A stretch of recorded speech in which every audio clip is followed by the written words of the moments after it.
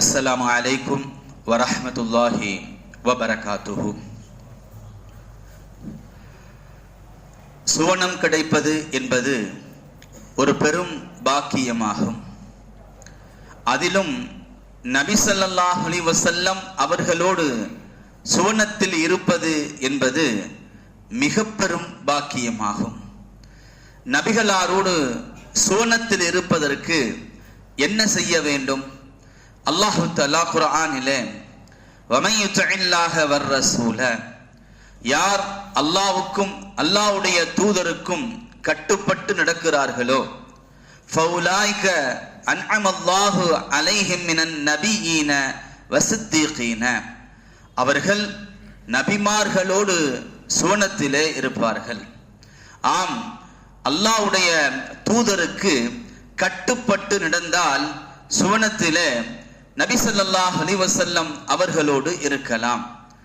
நபிகளாருக்கு கட்டுப்படுதல் என்றால் நபிகளார் என்ன சொன்னார்களோ அதை அப்படியே செய்வது, நபிகளார் எதை செய்து காட்டினார்களோ அதையும் அப்படியே செய்வது, நபிகளாருடைய சுன்னத்தை நபிகளாருடைய வழிமுறையை அப்படியே பின்பற்றி நடப்பது நபிகளாருக்கு கட்டுப்படுதல் ஆகும். ஆம், நபிகளாருடைய மாபெரும் சுன்னத்துகளில் ஒன்றான ரமலானிலே நபிகளார் விடாமல் செய்த ஒரு சுன்னத்தை பற்றி நாம் இன்று பார்க்க போகிறோம். அதுதான் இஅ்திகாஃப் என்கின்ற ஒரு அமல், ஒரு சுன்னத். இஅ்திகாஃப் என்கின்ற வார்த்தைக்கு சரியான மொழிபெயர்ப்பு என்று எடுத்துக்கொண்டால் ஒரு காரியத்திலே நிலைத்திருத்தல், ஒரு காரியத்தை விடாபடியாக செய்தல் என்பதற்கு இஅ்திகாஃப் என்று சொல்லப்படும்.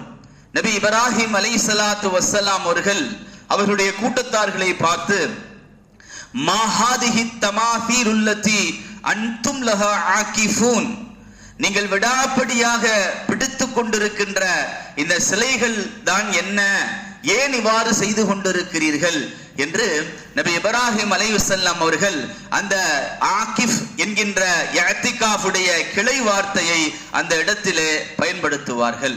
கண்ணியத்திற்குரியவர்களே, ஒரு காரியத்தை விடாமல் தொடர்ச்சியாக விடாபடியாக செய்வதற்கு இஅ்திகாஃப் என்று அரபியினுடைய வார்த்தைக்கு மொழிபெயர்ப்பு செய்யப்படும். இஅ்திகாஃப் என்பது புழக்கத்திலே பள்ளிவாசலிலே நிய்யத்தோடு தங்குவதற்கு இஅ்திகாஃப் என்று சொல்லப்படும்.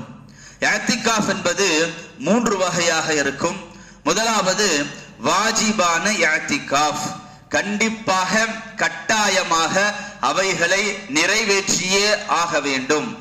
ஆம், ஒரு காரியத்தை முடிந்துவிட்டால், நல்லபடியாக முடிந்துவிட்டால், நான் இஅ்திகாஃப் இருப்பேன் என்று ஒருவர் நியத்து செய்வாரேயானால், நேர்ச்சை செய்வாரேயானால், அந்த இஅ்திகாஃபை அவர் கண்டிப்பாக நிறைவேற்றியே ஆக வேண்டும். அது வாஜிபான இஅ்திகாஃப்.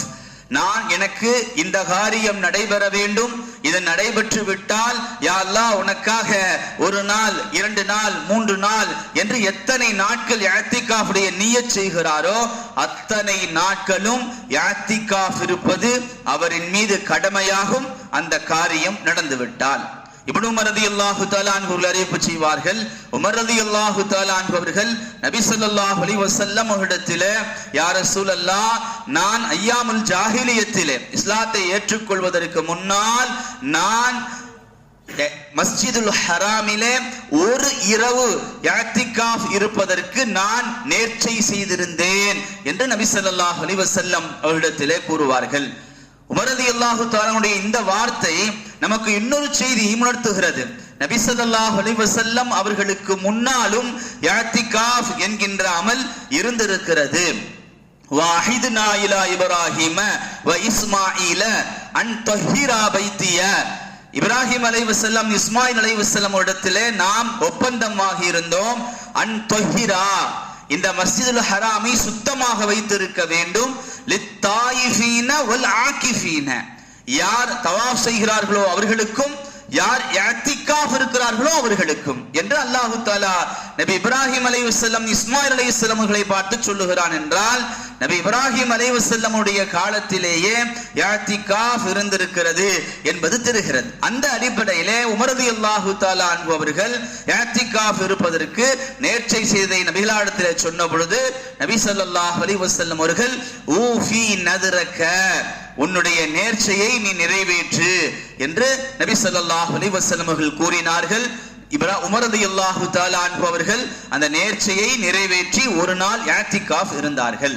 இது வாஜிபான இஅ்திகாஃப். இரண்டாவது நஃபிலான இஅ்திகாஃப். சாதாரணமாக பள்ளிவாசலுக்குள் நுழைகின்ற பொழுது இஅ்திகாஃபுடைய நிய்யத்தோடு நுழைந்து எவ்வளவு நேரம் நாம் பள்ளியிலே இருந்தாலும் அது நஃபிலான இஅ்திகாஃபாக கணக்கிலே எடுத்துக் கொள்ளப்படும். அதற்கு இவ்வளவுதான் என்கின்ற வரையறை இல்லை. எவ்வளவு நேரம் நாம் பள்ளிவாசல்ல இருக்கிறோமோ அது நஃபிலான இஅ்திகாஃபாக கணக்கிலே எடுத்துக் கொள்ளப்படும்.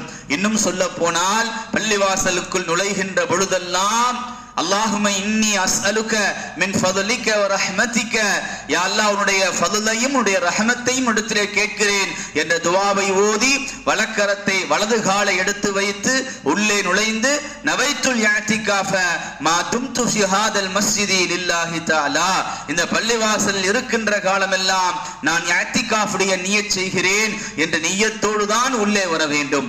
அப்பொழுது நமக்கு இஅ்திகாஃபுடைய நன்மையும் தனியாக வந்து சேரும். இது நஃபிலான இஅ்திகாஃப். மூன்றாவது சுன்னத்து முஅக்கதா கிஃபாயா. சுன்னத்து முஅக்கதா, நபி ஸல்லல்லாஹு அலைஹி வஸல்லம் அவர்கள் தன்னுடைய வாழ்நாளிலே விடாமல் செய்த அமலுக்குத்தான் சுன்னத்து முஅக்கதா என்று சொல்லுவார்கள். கிஃபாயா என்றும் சொல்லுகிறார்கள். அதாவது இந்த சுன்னத்தே முஅக்கதாவை யாராவது ஒருவர் அந்த மஹல்லாவிலோ அந்த ஊரிலோ சிறிய கிராமமாக இருந்தால் அவர் நிறைவேற்றி ஆக வேண்டும். அப்படி நிறைவேற்றிட்டா எல்லாரின் மீது உள்ள சுன்னத்தே முஅக்கதா நிறைவேறிடும். யாருமே அதை நிறைவேற்றவில்லையானால் எல்லோரின் மீதும் அந்த சுன்னத்தை முஅக்கதாவை விட்ட குற்றம் பிடிக்கப்படும் என்று கூறுகிறார்கள். கண்ணியத்திற்குரியவர்களே, நபி ஸல்லல்லாஹு அலைஹி வஸல்லம் அவர்கள் தன்னுடைய வாழ்நாள் முழுவதும் ரமதானுடைய கடைசி 10 நாட்களிலே இஅ்திகாஃப் இருந்திருக்கிறார்கள். ஆயிஷா ரலியல்லாஹு தஆலா அன்ஹா அவர்கள் அறிவிப்பு செய்வார்கள். புகாரியிலும் முஸ்லிமிலும் ஹதீஸ் பதிவு செய்யப்பட்டிருக்கிறது. நபி ஸல்லல்லாஹு அலைஹி வஸல்லம் அவர்கள் ரமதானுடைய கடைசி 10 இஅ்திகாஃப் இருக்கக்கூடியவர்களாக இருந்தார்கள். ஹத்தா குதில, அவர்கள் மரணமாகின்ற வரை நபி ஸல்லல்லாஹு அலைஹி வஸல்லம் அவர்கள் இஅ்திகாஃப் இருந்தார்கள். ஆயிஷா ரலியல்லாஹு தஆலா அன்ஹருடைய இந்த ரிவாயத்தின்படி நபி ஸல்லல்லாஹு அலைஹி வஸல்லம் அவர்கள் மரணம் வரை ரமதானுடைய கடைசி 10 இஅ்திகாஃப் இருந்திருக்கிறார்கள். அபூ ஹுரைரா ரலியல்லாஹு தஆலா அன்ஹுடைய இன்னொரு செய்தி புகாரிலே பதிவு செய்யப்பட்டிருக்கிறது. ஒவ்வொரு ரமதானிலும் ஜிப்ரீல் அலைஹிஸ்ஸலாம் அவர்கள் நபி ஸல்லல்லாஹு அலைஹி வஸல்லம் இடத்திலே குர்ஆனை ஓதி காண்பிப்பார்கள். நபி ஸல்லல்லாஹு அலைஹி வஸல்லம் அவர்கள் மரணமாகின்ற அந்த ரமலானிலே 2 தடவைகள் ஓதி காண்பித்தார்கள். நபி ஸல்லல்லாஹு அலைஹி வஸல்லம் அவர்கள் அந்த ரமலானிலே 20 நாட்கள் இஅ்திகாஃப் இருந்தார்கள்.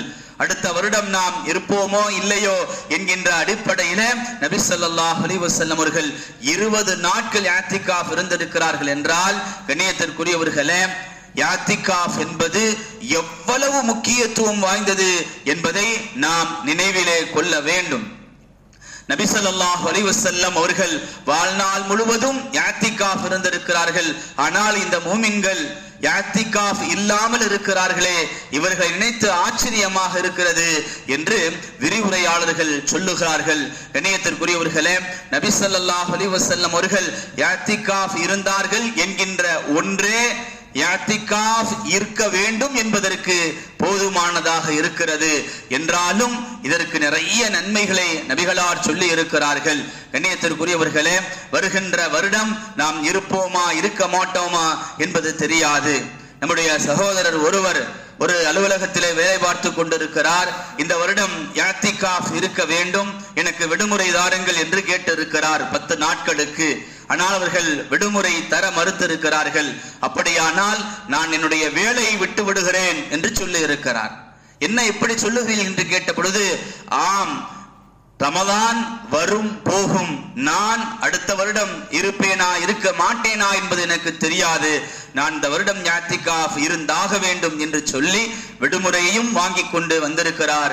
இஅ்திகாஃபும் இருக்க போகிறார். கண்ணியத்திற்குரியவர்களே, அப்படித்தான் எல்லோருக்கும் அடுத்த வருடம் இருப்போமா இருக்க மாட்டோமா என்பது தெரியாது. வாய்ப்பை முறையாக சரியாக பயன்படுத்திக் கொள்ளுங்கள். இன்றைய திக்ருக்கு சென்று விடுவோம். நபி ஸல்லல்லாஹு அலைஹி வஸல்லம் அவர்கள் கூறுவார்கள், முஆத் இப்னு ஜபல் ரலியல்லாஹு தஆலா அன்ஹு அவர்கள் அறிவிப்பு செய்வார்கள். தபரானியிலே இந்த ஹதீஸ் பதிவு செய்யப்பட்டிருக்கிறது. 2 வார்த்தைகள் இருக்கின்றன. அதிலே முதலாவது வார்த்தை அர்ஷுக்கு முன்னால் எங்கும் நிற்பதில்லை. இரண்டாவது வார்த்தை வானம் பூமி முழுவதையும் நன்மைகளால் நிரப்பி விடுகிறது. அந்த 2 வார்த்தைகள் லா இலாஹ இல்லல்லாஹு வல்லாஹு அக்பர். நாளை முழுவதும் சொல்லிக் கொண்டிருங்கள். வானத்தையும் பூமியையும் நன்மைகளால் நிரப்பிக் கொண்டிருங்கள். வாஹிரு தவான அனில் ஹம்துலில்லாஹி ரப்பில் ஆலமீன்.